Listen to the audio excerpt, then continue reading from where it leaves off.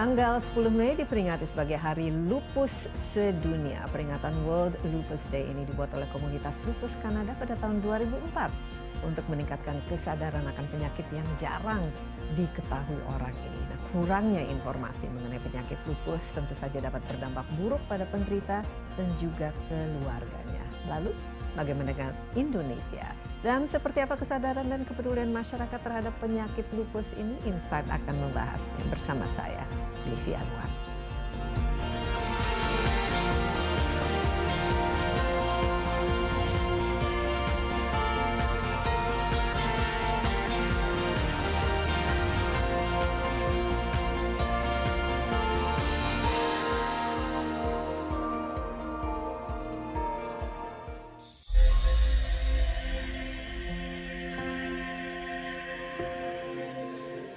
Penyakit lupus adalah penyakit autoimun kronis yang bisa menyebabkan peradangan di beberapa bagian tubuh. Kulit, sendi, ginjal, hingga otak bisa terserang.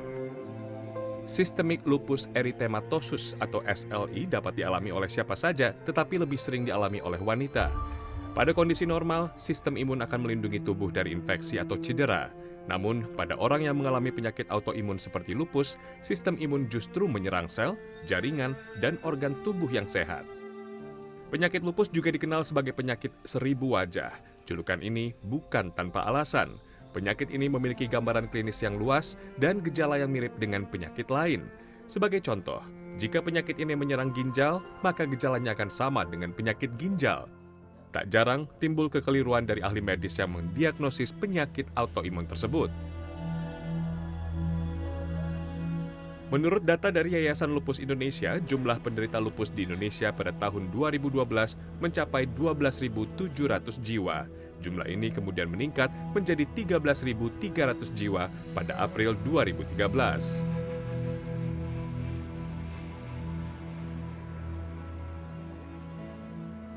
The Lupus Foundation of America memperkirakan sekitar 1,5 juta kasus terjadi di Amerika Serikat dan setidaknya terjadi 5 juta kasus di seluruh dunia. Dan setiap tahun diperkirakan terjadi sekitar 16.000 kasus baru lupus.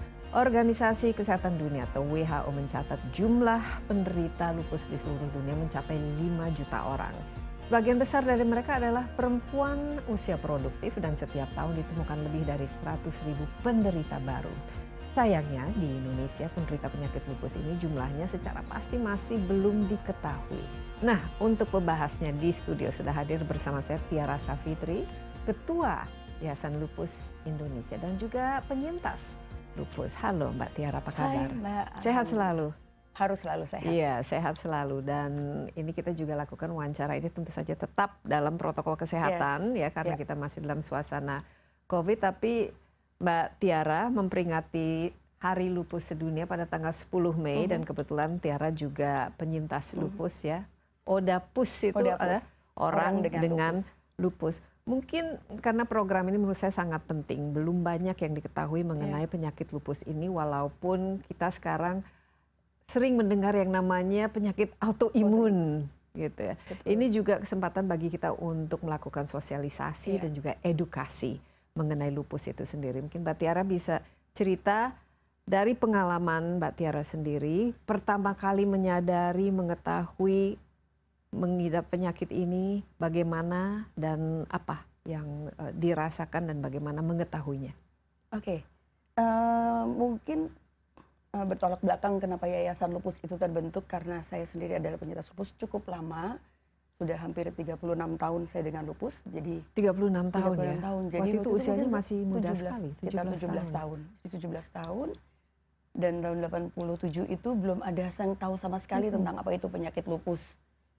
Cukup lama juga saya di rumah sakit karena tidak terdiagnosa dengan tepat. Jadi terapi yang diberikan hanya apa yang dikeluhkan itu yang diberikan obatnya. Waktu itu di tahun masih 17 tahun jadi masih teenager ya. Apa yang dirasakan, berapa lama dan akhirnya kenapa memutuskan ke rumah sakit dan saya itu paling benci dengan dokter dan rumah sakit gitu dari dulu. Siapa sih yang suka sakit ya? Karena sebetulnya saya sendiri termasuk orang yang aktif dari kecil. Saya termasuk suka olahraga. Jadi semua kegiatan yang berkaitan dengan matahari di luar. Dan sebetulnya itu adalah titik tolaknya bahwa itu salah satu trigger sebetulnya gitu, yang sebenarnya kita nggak pernah sadar. Jadi waktu saya SMA itu sebenarnya bukan dari SMA, dari SD itu sudah terlihat bahwa saya sering pingsan kalau kena matahari. Jadi kalau upacara saya berdiri tegak, kebetulan saya sekolah Katolik, jadi berdirinya harus benar-benar rapi, kena matahari pingsan. Terus saya ingat sekali sering dibawa ke dokter, itu karena keluhannya kalau tidak sariawan, saya demam panas, jadi itu berulang. Dan Seperti itu. sebulan atau seberapa Sebulan sering mungkin ini? lebih sering sekali gitu. Dan itu kan dianggap dulu hanya oh ya udah demam dikasih obat penurun panas, dikasih antibiotik, dikasih vitamin seperti itu. Sariawan juga seperti itu. Tapi mungkin nyeri sendi karena waktu masih kecil tidak bisa mengungkapkan bahwa sendinya sakit nih. Ya. Gitu. Tapi kalau olahraga itu tidak masalah, tidak merasa nyeri setelah olahraga mungkin. Saya justru kalau misalnya lagi badannya sakit harus olahraga gitu. Kalau enggak rasanya makin lemah seperti itu. Tapi yang membuat saya sadar itu mencoba untuk flashback adalah oh ya dulu waktu saya olahraga dan waktu zaman dulu kan sepatu roda Ya. itu harus kena matahari, long distance latihannya selalu siang hari bolong, itu rupanya saya sering sekali pingsan. Gitu. Dan Sebenarnya dari pingsan situ. biasanya berapa lama? Ya cukup lama dan mempergunakan oksigen karena waktu itu kan mereka selalu Jadi pingsan siap di klub. dibawa ke rumah Tidak sakit. ke rumah sakit. Jadi klubnya itu mereka menyediakan ambulans dan oksigen, selalu ada itu. Nah pas usia 17 tahun itu apa yang terjadi sehingga betul-betul memang menyadari bahwa ada sesuatu yang tidak beres? Saya mulai timbul adalah waktu itu di kulit dulu, jadi keluar merah-merah seperti jerawat dan pada saat itu anak remaja dengan timbul Ya, merah itu biasalah problem ya. banget gitu loh. Merah-merahnya persisnya di mana? Ada sih? di muka, lebih banyak di muka. Terus setelah itu dibawa ke dokter kulit dan dokter kulit mengobati memang sembuh sebentar, tapi akhirnya menjadi ketergantungan obat. Setelah itu mulai ada bintik-bintik di tubuh dan yang paling membuat saya kesal dan itu mungkin menakutkan untuk seorang pasien adalah ketika itu saya diduga sakit sipilis katanya. Sehingga saya didorong ditanya apakah saya pernah kerja malam, apakah saya punya suami. Ya. Dan itu terus yang ditekan sama Jadi tahun dokternya. 80-an ya 80 pada saat itu. itu kan masih ya HIV/AIDS saja kan masih belum ada. Ya. Jadi selalu sipilis yang dibilang. Jadi diminta pemeriksaan darah, ternyata tidak ada, negatif. Tapi setelah itu saya pada saat mau ujian itu mungkin triggernya adalah stres. Karena persiapan mau ujian, stres di bawah alam sadar. Jadi stres juga menjadi Betul. apa yang dirasakan Trigger. ketika merasa stres itu keluar. Waktu itu saya keluar ruamnya lebih banyak, seperti jerawat, terus panas tinggi. Jadi saya masuk dirawat di rumah sakit. Waktu itu diduganya demam berdarah. Setelah demam, trombositnya karena turun. Ya. Setelah diduga demam berdarah, trombosit semua naik. Diniatkan untuk pulang, ternyata panas tinggi lagi. Diperiksakan tifusnya, ada dugaan ke arah tifusnya. Jadi macam-macam panjang lagi tuh DB, semuanya. tipes, sifilis. Yes. Jadi panjang lagi dan akhirnya hampir 1 tahun, bukan hampir, 1 tahun saya di rumah sakit tidak keluar. 1 tahun di rumah sakit dan ini pasti membuat Mbak Tiara juga depresi. Secara mental bagaimana? Secara psikis pada saat itu? Karena pasti ini masih muda kan, cukup melelahkan karena harus Mungkin keluar masuk karena rumah sakit. waktu itu yang membuat saya mungkin mulai merasa lelah adalah ketika mulai ada perubahan fisik. Jadi ketika rambut mulai rontok, kulit mulai mengelupas. Terus rambut juga sempat. ya, terus sampai harus operasi sana, operasi sini, biopsi sana, biopsi sini, ambil sumsum tulang segala macam. Jadi dicoba semua pemeriksaan. 1 tahun di rumah 1 tahun sakit. di rumah Nah, sakit. kata lupus ini Tidak kapan? keluar sedikit Tidak pun. keluar. Jadi ketika memutuskan orang tua saya memutuskan untuk dibawa pemeriksaan keluar, ada satu dokter kulit yang curiga bahwa ini kok seperti lupus. Jadi saya dibawa berkas saya dibawa ke RSCM. Ada satu dokter katanya super spesialis sudah menduga mengarah bahwa ini lupus gitu loh. Ini sudah jelas dengan kondisi, dengan pemeriksaan labnya, dengan gejalanya ini sudah memenuhi Jadi persyaratan. sebenarnya sudah diketahui waktu itu ada Harusnya penyakit sudah. yang lupus. Hanya Hanya rata-rata masalahnya dokter dokternya waktu itu masih belum aware untuk apa itu penyakit lupus. Jadi ketika 1 tahun saya di rumah sakit A, akhirnya saya dipindah ke RSCM. Di situ saya hanya setengah bulan. Dan ketika saya dipindah pun sebetulnya dokter saya waktu itu adalah belum profesor, Dr. Zubairi Jurban, yang sekarang menjadi Profesor Zubairi Jurban, itu sudah mengatakan bahwa ini lupus. Saya baru sampai tuh udah ditanya, mau pulang kapan gitu. Jadi saya pikir, ini orang kenapa sih, kok dokter ini nggak bisa ngerti, apakah dia nggak bisa ngobatin. Jadi menurut beliau, penyakit ini sudah ada, sudah tinggal diobati, jadi kamu tinggal pulang gitu loh. Jadi di RSCM Iya. saya bilang, saya waktu ditanya mau pulang kapan, saya cuma lihat-lihatan sama ibu saya. Karena waktu itu saya nggak bisa jalan, nggak bisa berdiri. Jadi yang saya minta sama dokternya, saya mau pulang asal saya sudah bisa berdiri. Paling tidak saya sudah bisa melangkah sedikit. Ada kesempatan saya untuk bisa belajar berdiri dulu, tidak di rumah. Dan kemudian apa yang bagus juga ya direferensi, dirujuk ya ke Jadi dokter itu. ya, dan pada saat itu kan dokter nggak banyak, Mbak. Iya. Gitu, jadi cuma sedikit, dan ternyata nih ada satu dokter muda langka pada waktu itu dan bisa mendiagnosis bahwa Oke, dia lupus. Tiara, wah luar biasa sekali ceritanya. Jadi sejak muda ya, Iya. 36 tahun yang lalu, dan ya kita harapkan semakin banyak sekarang dokter yang sadar bahwa penyakit ini Betul, adalah ada betul. dan memang harus betul-betul diagnosa Iya. dengan benar dan harus dilakukan treatment yang benar juga. Iya. Kita break sebentar, Tiara, tapi tetaplah bersama Insight with Desi Anwar. Kami akan segera kembali.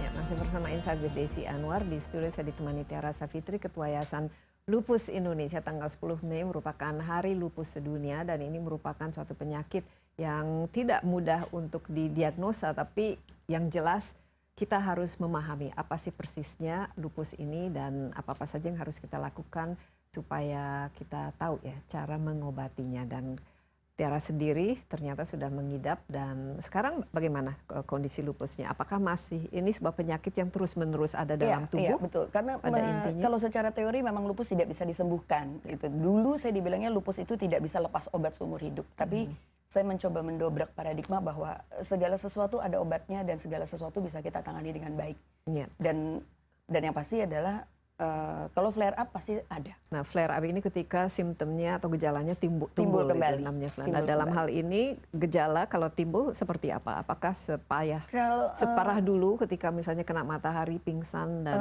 ketika stres langsung? Kalau matahari, saya sekarang mencoba untuk balik lagi mendobrak bahwa betul matahari adalah musuh buat orang lupus, tetapi kita banyak punya cara untuk bagaimana kita tetap bisa beraktivitas termasuk dengan matahari. menggunakan sunscreen Betul, mungkin. sunscreen dengan panjang, topi, apapun. Oke, nah kembali ke penyakitnya itu sendiri. Jadi pada saat itu masih belum banyak ya Iya. dokter Indonesia yang memahami dan juga mengenali penyakit itu sendiri, sehingga diagnosanya sempat salah beberapa kali. Tapi apa yang persisnya dijelaskan dan pemahaman tentang lupus itu yang diketahui, dan supaya kita juga sharing dengan pemirsa, sebenarnya penyakit ini apa sih lupus ini Dulu dan memang kenapa? Kalau dulu memang iya, kita nggak bisa dapat informasi sedikit pun. Jadi kita harus mendengar hanya dari dokter. Tapi sekarang orang lebih maju, lebih banyak untuk dia bisa browsing. Terutama kadang-kadang browsing itu juga membuat pasien takut karena ternyata menyeramkan, dan akhirnya mereka berhenti hanya di situ bacanya.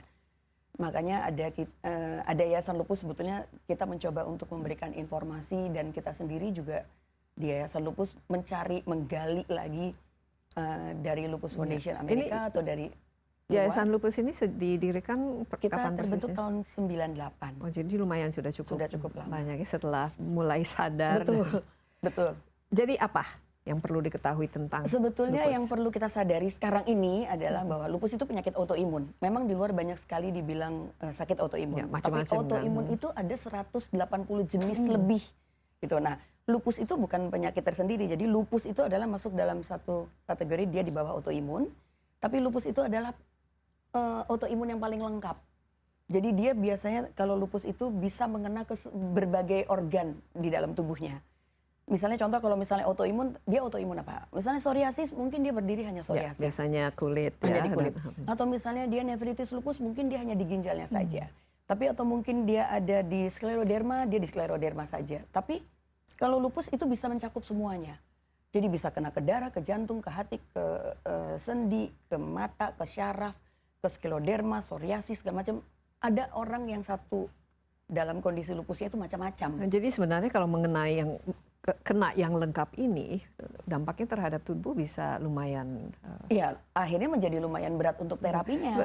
Kalau Mbak Tiara sendiri, apa ini lupusnya? Saya sudah kena kemana-mana, Mbak. Jadi rasanya sudah merasakan semuanya, dari mulai psoriasisnya iya, dari sklerodermanya ada, dari darahnya ada. Dan dampak terhadap organ bagaimana? Terhadap organ, yang paling ini sekali adalah ke ginjal. Tapi kalau ditanya ke jantung sudah, ke syaraf saya juga sudah, ke darah apalagi. Tapi yang fokus, yang selalu harus saya jaga, lebih harus saya perhatikan adalah ginjal. Karena saya ada kebocoran ginjal di tahun 96. Jadi karena lupus itu? Karena lupusnya. Wow. Jadi sekali lagi ini dampaknya terhadap tubuh itu bisa macam-macam. Bisa macam-macam. Jadi bisa menyerang organ tubuh macam-macam. Penyebabnya, tadi kan disebutkan ada trigger-triggernya yang menyebabkan flare up itu, tapi secara medis, secara medis, secara teorinya kalau sudah dipahami oleh di internasional juga setiap kongres pun selalu terbahas bahwa penyebab utamanya belum ada. Kalau dulu belum diketahui. Kalau dulu hormon pertama, terus genetik, terus lingkungan.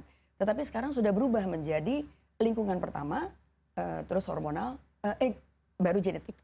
Seperti itu. Tapi apakah jadi ada sesuatu juga yang men-trigger ya di dalam tubuh. Kalau misalnya kita tidak memiliki gene itu, apakah bisa disebabkan oleh purely karena hormon ataupun karena setiap orang mempunyai kemungkinan untuk dia mendapatkan autoimun. Gitu. Jadi hanya masalah triggernya munculnya di mana. Seperti itu. Dan itu pun juga kalau misalnya dibilang bahwa hormonal kenapa perempuan, karena mungkin faktor hormon estrogen yang lebih banyak. Nah ini dari segi gender katanya lebih banyak ya perempuan ya. Laki-laki cuma 7%. Jadi mungkin ya faktor hormonal ini. Dan kuat. perempuan pada usia produktif ya? Kalau dulu dibilang pada usia produktif pada saat pertama gitu. Tapi sekarang saya lihat ada anak usia, di Yayasan Lupus kita ketemu anak yang baru neonatal lupus namanya, itu umur 4 bulan itu terdeteksi. Tapi apakah dengan neonatal lupus ini dia bisa hilang lupusnya? Menurut dokter kalau misalnya terterapi dengan baik, dia akan hilang dengan sendirinya. Tapi tetap tidak boleh lupa bahwa dia punya riwayat itu. Jadi suatu saat tertrigger kapanpun itu bisa terjadi. Dan biasanya kalau misalnya ibu kemudian hamil bisa itu juga cukup kecil sekali kemungkinan untuk bawa anaknya lupus itu kecil. Jadi hanya masalah trigger. Jadi penyebabnya lingkungan sekarang di atas. Lingkungan sekarang di atas. Berapa persen itu lingkungan? Lingkungan besar sekali. Kalau genetik hanya sekitar 10%. 10%. Kalau hormonal? Hormonal otomatis pasti juga banyak karena 90% adalah perempuan. Ini kan ilmu kan berubah-ubah terus dan penemuan itu terus-menerus dilakukan. Tapi dari segi lingkungan itu apa yang bisa menjadikan trigger paling besar? Pola hidup. Bukan tadi seperti misalnya matahari, karena seberapa besar sebenarnya matahari menjadi faktor? Selalu dibilangnya adalah pola hidup. Karena matahari sekarang di kongres kita yang terakhir waktu di Vienna, matahari sudah tidak menjadi trigger utama, tidak menjadi gejala utama. Kenapa? Karena bisa dikurangi karena kalau menggunakan dengan sunscreen sunblock dan sebagainya. Ya. Jadi lingkungan itu adalah pola hidup mereka. Contohnya apa pola hidup? Apakah banyak kan penyakit kan sekarang karena kalau tingkat misalnya stres kehidupan sekarang lebih tinggi, Mbak. Terus kedua pola jadi makan stres mereka juga merupakan itu trigger utama sekali. Stres bagaimana tidak bisa manajemen stresnya yang harus dikelola. Kalau dibilang tidak boleh stres nggak mungkin. Gitu. Jadi bagaimana kita memanage stres kita. Terus kedua adalah pola makan. Ya. Kita tahu kapan harus istirahat, kapan tidak gitu. Itu semua alarm kita punya masing-masing. Sebenarnya banyak sekali penyakit yang semuanya sama sebenarnya. Karena kalau pola hidup, stres dan juga misalnya kalau kurang olahraga. Betul. Jadi pola hidup apa sih yang sebetulnya harus dijalankan? Kalau saya sih mudah gitu loh. Bagaimana kita bisa mengelola dan memanage stres, meminimalisasi stres kita. Terus abis itu juga bagaimana kita mencoba untuk selalu berpositif thinking, berpikir positif, terus sayur buah 3 kali sehari, olahraga minimal 30 menit. Jadi sebenarnya pola hidup sehat ya. Ini sama bisa seperti orang yang tapi lain. ini tidak bisa menghilangkan penyakit itu, hanya mengurangi flare-nya, mengurangi gejalanya. Nah, ketika Mbak Tiara sudah dipindahkan dan dokternya mengatakan kapan mau pulang, apa yang terjadi, apa yang diberikan dan apakah memang pulang dalam waktu 1 bulan. Hanya satu yang saya minta bahwa saya hanya ingin bahwa saya harus bisa berdiri gitu loh. Karena waktu itu betul-betul karena tidak benar-benar bisa saya hampir 1 tahun saya di tempat tidur tidak bisa berdiri sama sekali, semua harus dibantu digendong dan sebagainya. Saya hanya bisa melakukan sesuatu di tempat tidur tapi tangan saya masih bisa melakukan karena saya juga nggak bisa diem. ada saja yang saya lakukan karena saya mencoba, oke saya minta kanvas, saya melukis atau apapun. Jadi yang saya minta cuma satu, berikan saya terapi yang membuat saya bisa berdiri. Oke, terapinya apa? Kita break sebentar. Nah, ini mungkin sangat-sangat penting ya, menjadi kunci dalam proses perjalanan terhadap kesembuhan atau paling tidak pengurangan dari gejala lupus itu sendiri. Tetaplah bersama kami, Insight with Desi Anwar akan segera kembali.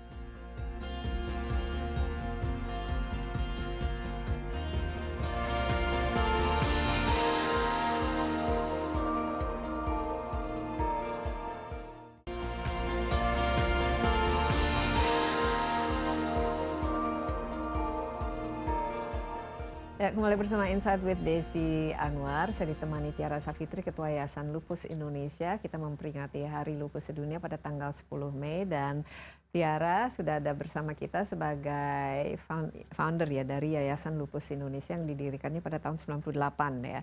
Dan sementara Tiara sendiri sejak usia 17 tahun ya atau bahkan lebih awal lagi itu sudah mengidap ya penyakit lupus ini sendiri, dan ternyata ini agak misterius ya.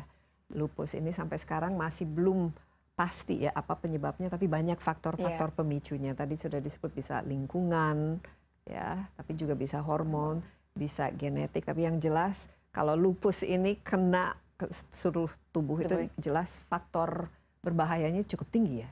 Bisakah menjadi fatal, Tiara?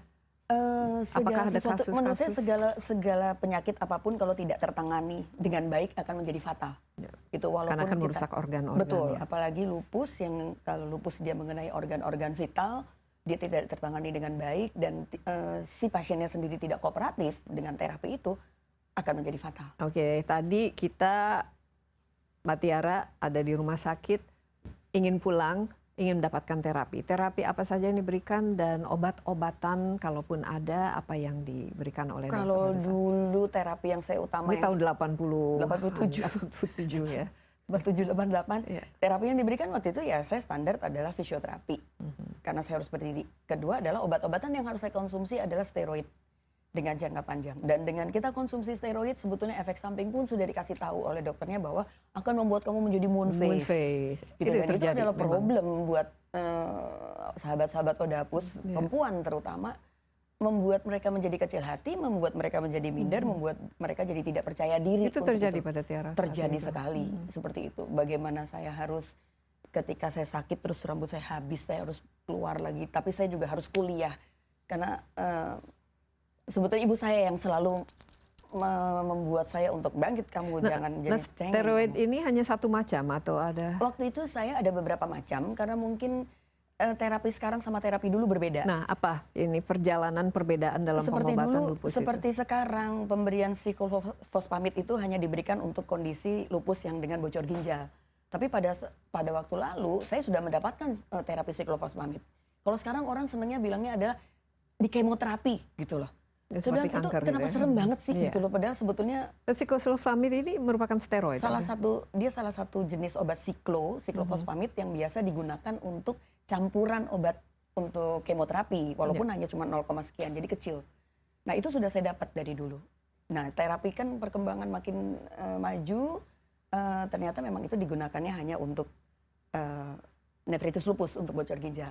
Tetapi apakah membuat saya menjadi baik? Membuat saya menjadi baik. Apa yang gitu, langsung? Berapa lama ketika sampai merasa, wah saya bisa pulang dan bisa... Sebetulnya setahun saya sudah menjadi normal, saya sudah kuliah di 2 tempat. Tapi dengan mengkonsumsi obat-obatan. Tapi tetap konsumsi obat tidak lepas, dengan dosis tinggi, tapi terus kalau kondisi, ya karena waktu itu tidak pernah punya penjelasan, tidak tahu sharing dengan siapa, dokter juga masih belum membumi saat itu, belum bisa menjelaskan, hanya ya dokter kasih obat, resep, kamu nggak boleh ini, nggak boleh gitu. Jadi harus kita yang lebih aktif untuk mencari tahu apa yang boleh, apa yang tapi tidak. Paling tidak obat-obatannya ini ya cukup efektif ya.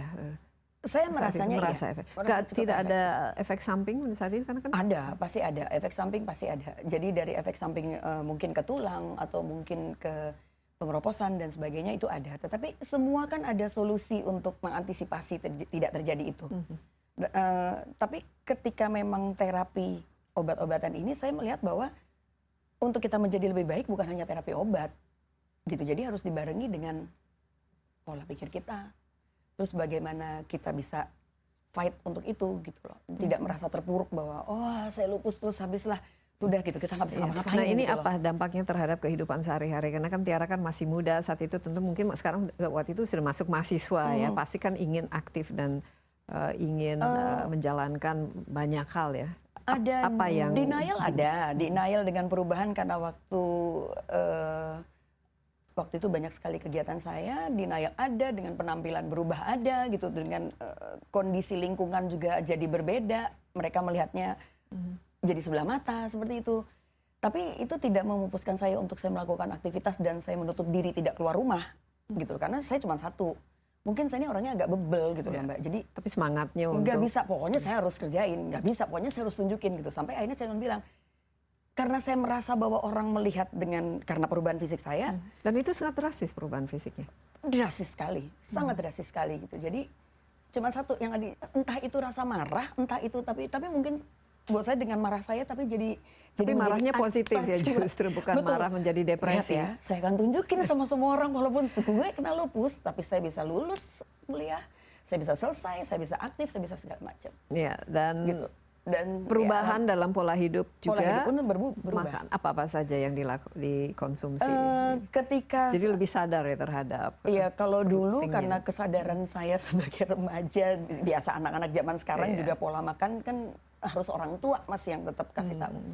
Dulu orang tua saya, ibu saya terutama begitu striknya gitu. Minum, jadi disediakan jus, benar-benar jus sayur 1 gelas besar setiap hari, buah Tiap 1 gelas hari. besar setiap hari. Jadi asupan-asupan seperti itu Terus menerus. itu terus-menerus setiap hari. Terus Saya olahraga tidak- apa saja yang dilakukan? Olahraga saya sempat berhenti karena memang saya merasa tidak mampu, sedangkan saya waktu itu olahraga sekali dan baru melakukan olahraga mulai kembali itu dari tahun 2011-2012, dari tahun 87. Oke, sekarang kan sudah tahun 2022 Betul. ya. Ini fast forward 36 tahun kemudian, dari segi obat-obatannya ini steroid masih dikonsumsi atau Alhamdulillah masih? 22 tahun saya sudah berhenti dengan Dan tidak, steroid. iya, jadi tidak moon face lagi kan, tidak. Tetapi bukan berarti saya tidak pernah mengkonsumsi lagi Mbak. Jadi beberapa bulan lalu saya flare up kembali. Jadi sama Prof Zubairi, saya masih dengan Zubairi Jurban. Itu saya diminta untuk memulai kembali dengan dosis tinggi. Kenapa? Dengan 30. Karena kondisi lupus saya yang flare up. Karena stres. Karena Ya mungkin iya, di bawah alam sadar saya, walaupun mungkin saya rasanya saya biasa aja, tapi itu nggak bisa dipungkiri. Kalau mau ngomong capek, saya tahu takaran capek saya itu saya tahu secara fisik. Tapi ketika tapi biasanya bagaimana memanagenya? Meditasi atau apa sekarang kan saya orang lebih ke olahraga, positive mencoba thinking. untuk positif, saya selalu mencoba untuk selalu itu tidak lepas dari positif, karena saya bisa buktikan dengan saya hidup positif, selalu mencoba berpikir positif terhadap apapun, terhadap orang-orang sekalipun, saya untuk selalu berpikir positif, itu membuat Dan itu dampak sangat yang jauh, membantu ya. membantu sekali. Dan kondisi organ sekarang bagaimana? Tadi kan ginjalnya sempat bocor, jantungnya Ya, sempat. untuk kemarin juga saya ternyata pengentalan darah saya tinggi sekali, tetapi bukan membuat saya menjadi terpuruk dan saya tidak menjadi beraktivitas.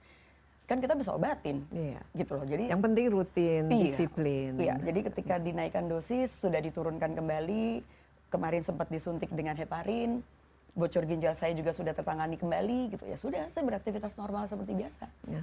Ini Yayasan Lupus Indonesia ini kenapa merasa perlu didirikan? Ya, karena waktu itu memang belum ada, tapi Iya. apa kira-kira yang Sebetulnya sejarahnya motivasinya? terbentuk Yayasan Lupus tuh saya sendiri tidak pernah punya pengalaman tentang sebuah yayasan, gitu loh. Apalagi dengan memakai kata Indonesia, gitu loh. Jadi waktu itu Prof Zubairi, karena mungkin beliau menangani saya dan melihat saya bisa survive karena sudah beberapa kali. Waktu 87 saya sempat hilang sesaat, terus dibilang dihidupkan kembali. Terus 96 saya dengan bocor ginjal 120 kilo, dengan 9 bulan di rumah sakit tidak bisa bangun, isinya air semua. Itu pun dinyatakan kemungkinan sembuhnya cuma 20%. Ketika saya survive, mungkin akhirnya beliau meminta saya untuk coba deh bentuk satu komunitas, kamu bentuk wadah supaya bisa berbagi dengan orang lain. Terus karena mereka pasti membutuhkan, terus disebutkanlah itu nama Yayasan Lupus Indonesia. Ketika memakai nama Indonesia, saya juga jadi lebih berpikir, waduh berat buat saya PR-nya karena ini mencakup seluruh Indonesia. Tapi memang akhirnya saya sadari bahwa karena saya merasakan ketika tahun-tahun itu, saya nggak bisa sharing. saya nggak bisa cari tahu tentang penyakit ini apa gitu loh. Saya harus cari sendiri, saya harus browsing sendiri. Dokter waktu itu juga tidak komunikatif. Ya, dan browsing juga belum bisa waktu itu karena belum Iya ada betul, internet. belum ada Jadi internet. harus Kalaupun sekarang orang juga baca takut, yang dibaca ketika bilang bisa Iya. menyebabkan meninggal, langsung stop di situ. Tidak membaca dan apalagi terusnya. gejalanya kan juga Banyak. familiar sekali ya, banyak sekali Betul, dan jadi- mirip-mirip dengan penyakit lain Betul, juga kan. ya. betul. Makanya dibilang 1000 wajah. Jadi akhirnya saya berpikir bahwa memang kita perlu, karena yang diutamakan waktu itu adalah saya tidak muluk-muluk ingin melakukan sesuatu. Yang saya ingin lakukan adalah bagaimana saya memberikan informasi ke masyarakat, kepada keluarganya, terutama kepada orang yang baru didiagnosis lupus, supaya mereka merasa tidak sendiri, supaya mereka nggak seperti saya gitu loh. Jadi yayasan ini didirikan bersama-sama dengan dokter atau Saya meminta, jadi Prof. Zubairi meminta saya, terus setelah itu saya mengajak Prof. Zubairi Jurban dengan Ayu Bisono. Ya, Bertiga. baik, kita masih ada 2 segmen lagi, Oke. Mbak Tiara, dalam perbincangan kita mengenai lupus. Jadi tetaplah bersama kami, Insight with Desi Anwar akan segera kembali.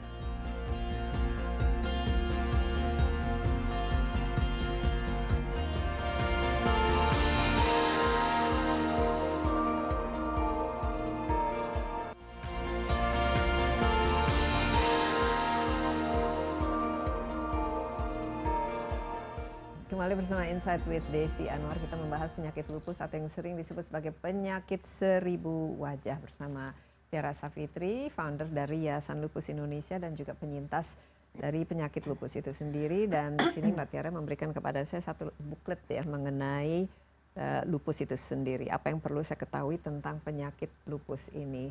Mbak Tiara, ini sekarang sudah cukup lama ya yayasan ini didirikan. Kira-kira bagaimana banyak anggotanya kalau Iya. dari segi jumlah Kalau pasien dari- lupus atau penderita yang paling tidak yang diketahui di Indonesia itu ada berapa sekitar? Kalau di Indonesia sendiri sebenarnya balik lagi bahwa kita belum bisa mendata secara utuh berapa. Tapi ada ballpark figure, maksudnya kira-kira berapa? Ya, Dari jadi ribuan kalau di atau Yayasan Lupus Indonesia sendiri yang kita data, kita bukan ngambil random. Jadi setiap yang ketemu oleh kita kami data. Jadi yang terdata di kita sudah mencapai lebih dari 18.000. 18.000? Ya, Ini sejak 18. Itu tahun masih sedikit, 90. Mbak. Masih tip of the iceberg Betul. mungkin. Jadi waktu 98 kami masih terbentuk sendiri. Kalau sekarang alhamdulillahnya kami sudah, kalau kami ke daerah, kami mencoba untuk membentuk satu komunitas-komunitas yang mereka berdiri sendiri.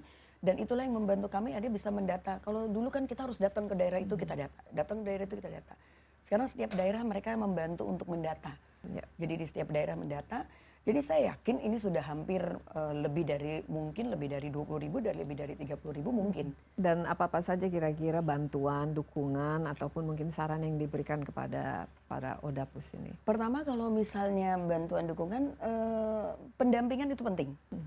Untuk pendampingan terhadap ODAPUSnya itu penting, terhadap Kenapa? keluarganya juga. Karena satu, ketika terapi lupus itu mahal, gitu loh, obat-obatannya mahal. Murah kalau mereka memang kondisinya ringan, bukan kondisi yang kena ke organ. Sedangkan di dalam BPJS sendiri, kita tidak tercover seluruhnya gitu, beda dengan penyakit kanker yang mereka kemo saja tercover. Nah, salah satu cara yang kita cari adalah Yayasan Lupus, kita kerjasama dengan berbagai instansi yang terkait, misalnya dengan laboratorium yang ada di seluruh Indonesia, terus dengan dokter-dokternya, terus dengan farmasi obat-obatannya, karena ada obat-obatan yang harganya cukup mahal, yang ya kita nggak bisa dapat gratis, tapi paling tidak kita bisa selisih 1 juta saja. Seperti itu sangat membantu buat mereka. Jadi yang dilakukan oleh Yayasan Lupus adalah itu. Tidak muluk untuk itu, karena mau membantu kita dalam bentuk uang atau terapi pengobatan, itu tergantung ada CSR atau tidak yang mau membantu betul kita, ada donatur atau yang membantu. Dan jaringannya cukup luas sekarang, apalagi ini kan kalau di daerah kan, mungkin pemahaman atau sosialisasi dan juga support kan lebih banyak Jadi itu yang lebih memperingan kita sama-sama saling, setiap komunitas akhirnya juga mempunyai pendampingan-pendampingan. Karena yang membuat mereka juga menjadi lebih murah dan lebih sehat, saya lihat adalah bukan hanya dengan obat-obatan. Karena dengan konseling, dengan kita pendampingan, itu mungkin akan menjadi kondisi dia lebih baik, otomatis juga lupusnya lebih ringan, otomatis obat-obatannya juga diturunkan, otomatis juga belinya lebih murah, seperti itu. Dengan cara apa? Kita ngobrol, kita Jadi sharing, kita counseling itu berbagi. merupakan treatment yang sangat penting ya. Saya dalam lupus makin ini. memahami bahwa itu adalah sangat diperlukan. gitu ketika treatment awal itu adalah itu. Nah, kalau sekarang diagnosa sendiri, ini kan beda ya, lebih dari 30 tahun lalu ketika Mbak Tiara pertama kali divonis lah istilahnya kena lupus, itu pemahaman dokter pada secara keseluruhan sudah bagus ya? Untuk saat ini? Untuk saat ini, atau masih sering keliru mendiagnosa karena banyak simptom-simptomnya atau gejalanya yang mirip dengan penyakit-penyakit lain? Sudah jauh lebih baik dibanding waktu kita masih terbentuk ya. Dibanding saya dulu dan pada saat tahun 98 ini baru terbentuk juga masih sangat sedikit, belum banyak. Tetapi sekarang sudah jauh banyak dokter-dokter yang memahami dan yang langsung bisa, oh ini lupus. Betul. Cuma mungkin memang masih dokter-dokter tertentu yang mampu untuk melakukan ketika dia jadi masih harus dirujuk ya ke rumah sakit ya lebih besar. Tapi dari ketersediaan obat-obatannya di Indonesia obat-obatan tersedia ada. Cukup. Nah, kita kan baru 2 tahun COVID ya ini juga. Dan biasanya katanya kalau ada komorbiditas pasti gejala COVID-nya itu juga bisa jauh lebih parah. Ini bagaimana dengan Odapus? Apakah ini merupakan sesuatu yang menambah gitu dari segi kalau misalnya kalau kita lihat dari masa pandemi ya Mbak, saya melihat justru masa pandemi ini menjadi berkah buat orang lupus karena tidak hanya di Jakarta. Jadi saya dengar juga pasti saya melihat bahwa ada beberapa masukan di dalam grup komunitas-komunitas seperti itu bahwa berapa orang sih dari sekian ribu yang kena COVID gitu. Ini yang ketahuan, ya. Tapi saya yakin nggak banyak dulu pertama-tama awal tidak terlalu banyak yang mereka terkena positif COVID. Karena mereka apa? Karena saking takutnya mereka dengan COVID, hidupnya jadi jauh lebih tertata. Makanan lebih sehat, olahraga dijalanin, yang ini nggak boleh. Saya sampai bilang, jadi waktu kontrol, saya waktu selama pandemi saya tidak ada cuti gitu. Kebetulan saya asistensi Prof. Zubairi sampai dengan sekarang. Pasien-pasien kalau datang kontrol saya tanya, kamu jauh lebih sehat sekarang malah pandemi bukan jadi stres. Iya Mbak, sekarang saya olahraga, saya makan sayur. Jadi kesadarannya terhadap pentingnya menjaga kesehatan itu. Jadi bukan takut lupusnya Mbak, takut COVID-nya. Iya, dan ini memang kita juga sekarang dengan 2 tahun ini jadi jauh lebih hati-hati terhadap apa yang kita makan, menjaga kebersihan, kesehatan, dan kita juga asupan untuk menjaga imun juga karena kalau imun kita bagus kan tentu saja ini bisa mengurangi gejalanya itu sendiri. Tapi nggak menutup Mbak, kalau misalnya ada seorang lupus yang dia mempunyai komorbid dan kebetulan biasanya yang menjadi fatal seorang lupus punya komorbid itu adalah pada saat komorbidnya tidak terkendali. Terus tiba-tiba dia positif. Nah itu bisa mengakibatkan. Mbak Tiara sendiri pernah kena COVID? Jangan. Oke, jangan ya. Sudah divaksin? Tidak, sudah booster juga. Ya bagus lah kalau gitu. Nah ini penyakit ini sendiri ya, supaya semakin dini terdeteksi dan semakin dini diobati atau mendapatkan terapi akan semakin baik. Jadi kira mungkin apa-apa saja yang perlu diwaspadai dan kira-kira yang bisa sebenarnya ini trigger lupus loh, bukan penyakit lain. Trigger lupus ada macam-macam. Pada saat dia mungkin lebih sering adalah pada saat kehamilan. Terus pada saat dia melahirkan itu bisa menjadi trigger. Itu terjadi kepada Mbak Tiara sendiri? Iya, jadi saya hamil 3 kali dikeluarkan, kehamilan keempat, itu pun ternyata ketika diizinkan di bulan ke-8, kelihatan saya flare up kembali dengan bocor ginjal saya. Gitu loh. Jadi pada saat mau melahirkan, ketahuan bahwa saya positif flare up kembali dengan bocor ginjalnya. Tapi semua bisa terkendali, asal kita yang penting bagaimana kita patuh, kita kooperatif dengan terapi yang diberikan. Tapi jadi bisa mengganggu kehamilan ya proses dengan adanya bisa kalau tidak terkendali, bisa kalau semuanya balik Mbak gitu. Semua penyakit kalau tidak terkendali, kalau kita tidak kooperatif dengan apa yang diinginkan kan pasti akan menjadi fatal, menjadi tidak baik. Gitu. Cuma memang orang lupus kalau mau hamil harus ngomong dulu sama dokter yang izin, saya mau hamil boleh enggak gitu loh. Jadi bukan sama suami nih. Jadi izinnya sama dokter dulu. Saya boleh program hamil atau tidak. Kalau dokternya bilang jangan dulu, diperiksa dulu ini ya diikutilah saran saya. Jadi jangan kayak saya dulu ketika saya hamil dibilang jangan hamil dulu, saya hamil jadi keluarkan. Itu karena gejala yang dimiliki pada saat itu? Karena mungkin dianggap bahwa akan menjadi fatal, akan ada terjadi keguguran kalau memang ternyata tidak terkendali dengan baik. Dan yang terakhir, mendengarkan saran dokter, kebetulan anak sehat? waktu itu setelah saya bocor ginjal, saya justru tanya lagi saya masih bisa hamil nggak sih gitu. Ketika dibilang bisa, saya mengikuti sarannya karena harus second opinion, saya diminta pemeriksaan-pemeriksaan dan ketika di ACC untuk hamil, saya program. Dan anak sehat? Anak saya alhamdulillah rezekinya sama kayak saya juga, umur 12 tahun dia positif dengan lupus, langsung kena ke jantung, laki-laki. Tapi laki-laki. Tapi setelah itu karena saya di situ dan saya menjadi lebih strict dengan segala terapi. 2 tahun dia menggunakan steroid, terus mulai terkontrol dengan baik. Sekarang sudah dewasa, alhamdulillah lupusnya sudah tidak keluar lagi. Tapi apa ini kenanya karena ini faktor genetiknya? Dan Saya apalagi melihatnya kan adalah karena dia kan faktor laki kata lingkungan. tadi, Saya melihatnya kalau anak saya faktor lingkungan. bukan karena Tiara sendiri. Mungkin juga bisa, Odapus. tetapi trigger-trigger di lingkungan yang membuat dia menjadi stres. Stresnya anak yang kita Sekarang tidak bisa. 12 tahun usianya. Sekarang usianya sudah 23 Ya, tahun. 23. Tapi kenanya pada usia 12 12 tahun. apa waktu itu yang kelihatan? Karena dia ngeluh ketika dia 12 tahun itu dia tidak bisa bilang bahwa dia sakit. Dia cuma bilang sakit kakinya, jadi dipegangin kakinya semua gitu. Saya cuma bilang, tunjuk pakai jari kamu, mana yang sakit gitu. Karena ketika dia pegang saya nggak bisa tahu apa yang sakit. Jadi ketika dia tunjuk di satu itu saya tahu, oh itu sendi. Bagian sendi yang dituliskan. Wah, saya bilang aduh sendi satu. Dan saya melihat bahwa anak ini sering secara emosional marah, teriak atau segala macam. Terus sakit, panas badannya. Terus di sekolah tiba-tiba dia nggak suka, ada sesuatu masalah yang dia tidak pernah cerita, nggak pernah diomong. Pulang ke rumah dia panas. Mau sekolah nggak mau sekolah badannya Jadi panas. stres ya. Stres. Jadi terus dari situ terus dia mulai ngerasa suka sariawan, keluar panas tinggi sering. Nah, Mbak Tiara sendiri sudah Saya udah melihat mulai wah, ini menduga, gejala. saya udah mulai curiga nih. Aduh, jangan-jangan anak saya lupus nih. Waktu saya bilang ke Dokter Zubairi, Prof Zubairi waktu itu, kamu jangan menjadi paranoid gitu loh, karena kamunya lupus terus kamu. Saya nggak paranoid. Kalau gitu saya periksa sebagai saya seorang ibu, saya datang membawa anak saya dengan keluhan ini. Dan ternyata iya. Gitu. Waktu diperiksa ternyata hanya ketemu 3 gejala, 3 kriteria, tidak mencukupi karena harus 4 kriteria. Tapi ketika diobati pun progres, tidak ini, tapi tidak hilang gejalanya. Akhirnya ketika diperiksa kembali penunjang laboratorium dan pemeriksaan jantung, karena ternyata dia bilang dia suka sakit, suka sesek.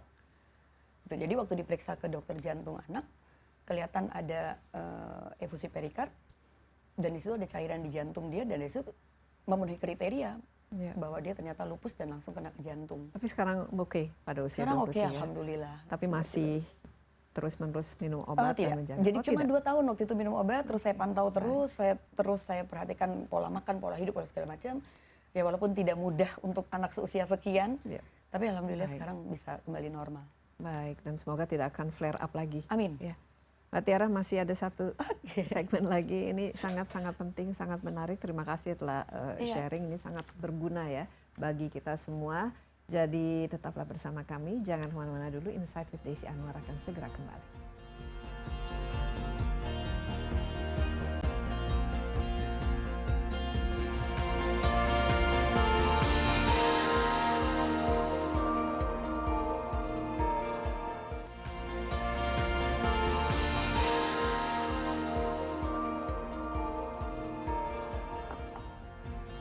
Kembali bersama Insight with Desi Anwar memperingati Hari Kesadaran Penyakit Lupus Sedunia jatuh pada tanggal 10 Mei. Saya ditemani di studio dengan Tiara Savitri, Ketua Yayasan Lupus Indonesia. Yayasan ini didirikan sejak tahun 98. Tiara sendiri didiagnosa dengan lupus pada usianya saat itu masih muda, ya, umur 17 tahun pada tahun 87. Tapi sekarang saya lihat, wah begitu semangat, begitu aktif. Jadi sebenarnya Odapus ini orang dengan lupus ini bisa hidup normal ya, termasuk Sangat tadi bisa, anaknya Tiara sangat. sendiri sekarang sudah bebas dari obat-obatan. Tapi Ya. kuncinya apa? Dan mungkin kira-kira apa kegiatan yang bisa menunjang supaya hidup sehat, normal, tetap bersemangat dan flare up atau gejala-gejala ini tidak akan timbul lagi? Sebetulnya satu, obat-obatan itu buat saya menjadi satu penunjang untuk kita diberikan obat, kita mau berobat ke luar negeri yang paling paten, yang paling jago, yang paling segala macam. Tapi kalau itu tidak kooperatif, balik lagi kepada diri kita, terus kita tidak mencoba untuk positive thinking, terus kita tidak mencoba untuk, ayo kita jalani hidup kita dengan semangat, dengan nggak mudah sebetulnya nih Mbak, untuk menerapkan itu sama sahabat Odapus gitu loh. Tapi itu yang selalu saya tekankan, karena saya sendiri juga akhirnya jadi menyukai alam. Dan saya bisa buktikan gitu loh bahwa alam itu membuat saya jauh lebih sehat, dan pembelajaran hidup itu saya temukannya di alam gitu loh, itu secara tidak langsung, dan itu saya terapkan ke sahabat-sahabat lupus karena saya juga pernah bawa mereka 120 sahabat Odapus dari seluruh Indonesia perwakilan itu untuk kita trekking di alam 3 hari 2 malam. Wow. Dan itu bisa membuktikan hanya untuk membangkitkan percaya diri bahwa mereka selalu bilang bahwa tidak boleh kena matahari, nggak boleh kegiatan alam, nggak boleh outdoor, nggak boleh ini. Bisa, gitu loh. Justru pada saat di situ dan kami melakukan pembinaan-pembinaan, mereka tidak pernah sadar bahwa mereka punya satu talenta yang nggak keluar. Jadi yang mereka pikirkan hanya sakit, lupus, nggak bisa ngapa-ngapain. Gitu. Jadi ketika kita siapkan ada pengerjaan bikin manik-manik, ada melukis, ada bikin decoupage, ada bikin segala Jadi banyak macam. sekali aktivitas positif yang Betul gitu. Jadi kita bikin tuh dilakukan. pelatihan di situ, kita ajak semuanya, kita latih semuanya gitu. Mereka semangat dan ternyata akhirnya kelihatan bahwa ternyata ada yang bisa masak, sekarang punya catering, ada yang bisa melakukan bikin manik-manik dan udah go internasional di luar, terjual di luar. Dan yang pasti adalah saya cuma bilang bahwa kalian bisa melakukan aktivitas dan kalian juga bisa olahraga di luar. Iya, gitu dan loh. walaupun tidak harus trekking, tapi ini luar Betul. biasa. Jadi Mbak Tiara ini sudah mendaki 12 gunung di Indonesia, termasuk juga di Himalaya ya, sampai ke ini Kilimanjaro Annapurna Base dan- Campnya itu yang iya. lumayan ya, cukup tinggi ya, 5.000. Ya, dan Kilimanjaro dan terakhir kemarin Elbrus. Sebetulnya Elbrus itu kan dingin Rusia. sekali kan di Rusia. Iya, Tapi itu ini gunung sebenarnya nggak ada hubungannya dengan lupus ya, ini lebih ke passion sendiri untuk Betul. mendaki gunung kan. akhirnya menjadi passion saya, tetapi selalu saya membawa kalau saya keluar atau saya naik gunung, itu akan saya bawa untuk sekalian sosialisasi. Orang kadang-kadang bilang, apa hubungannya lupus sama naik gunung? Nggak ada. Supaya orang bilang, ih lupus naik gunung gitu. Kan orang jadi bertanya gitu loh Mbak, seperti itu.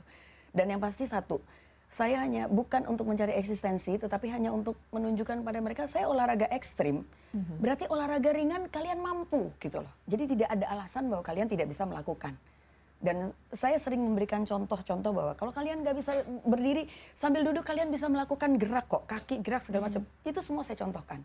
Gitu. Jadi saya hanya ingin bahwa badan mereka boleh sakit, tapi jangan sampai jiwa, hati, pikiran mereka ikut sakit. Gitu. Tapi ini kan pasti harus ada pertama dokter menyetujui, Ya, kedua harus oh iya, latihan iya, dong. iya, Tidak itu semua pasti. orang yang sehat saja kan bukan berarti Pasti, mereka bisa harus. mendaki gunung. Apa kira-kira step-step yang perlu dilakukan? Yang pasti dan- waktu saya pertama kali naik gunung, karena ini bukan hobi saya, pertama terkontrol lupus saya. Jadi ketika memang harus naik, saya periksakan semua hasil lab Ini saya. bukan hobi tapi Bukan, hanya kekeh karena kebetulan waktu itu hanya untuk sosialisasi. Karena Cuma saya pikir kenapa saya harus nunggu di bawah gitu, nungguin sosialisasi yang lain pada naik. Iya, Udahlah, tapi saya kenapa ikut aja. Elbrus itu kan di Rusia dingin sekali di sana dan sangat membahayakan kalau tidak siap lah secara mental, fisik dan juga dari segi peralatan. Ini Ya. naik gunung itu bukan sesuatu yang Betul. beda lagi jalan. Ya itu balik Mbak. Jalan-jalan 30 menit menjadi per hari. satu doping dan charge buat saya kali. Gitu karena ketika di sana kamu mau bergantung sama siapa? Ketika kamu ada di tengah gunung es, nggak ada apa-apa yang kamu lihat, cuma es semuanya sama langit. Siapa yang kamu bisa gantungkan? Orang yang jalan dengan kamu, Badi nggak bisa. Kamu hanya bergantung dengan Tuhan. Begitu juga lupus. Dan jadi ini membawa teman-teman Odapus juga ketika satu orang melakukan Odapus ini. yang saya bawa. Iya. Gitu. Dan begitu juga ketika saya naik gunung, yang saya bawa adalah satu. Kamu lihatnya jangan saya naik gunungnya gitu, tapi siapa kita bergantung? Total Sama ada kamu- berapa sekarang Odapus yang diajak naik gunung yang ikut? Hanya yang baru berani ikut dengan saya baru 2. Tetapi yang lain-lain akhirnya jadi banyak yang melakukan Terinspirasi. kegiatan trekking kecil seperti itu. Tapi itu membuat saya senang lah. Apalagi masa COVID kemarin kan kita Iya, juga lihat banyak sekali orang-orang jadi gemar Betul, trekking, betul. soalnya kan nggak bisa Alam, kembali ke alam, lebih aman. Kembali ke alam, Yes. dan juga alam kan membuat pikiran kita jauh lebih positif, menghirup udara segar ya, daripada kita hanya duduk-duduk di rumah dan terkena lockdown itu sendiri. Nah, ke depan apa kira-kira yang akan di-push lagi lah, dikembangkan dalam yayasan? Saya tidak lupus muluk ini? untuk teman-teman lupus karena rupanya semakin banyak pertambahan lupus, pasien dengan lupus itu satu. Pendampingan, konseling itu tidak akan, itu adalah yang utama menurut saya. Karena satu adalah masalah obat-obatan, mereka belum bisa mendapatkan yang murah, tapi mereka bisa menjadi murah hanya dengan karena kita bisa melakukan pendampingan, membuka paradigma mereka, membuka otak mereka bahwa kamu bisa.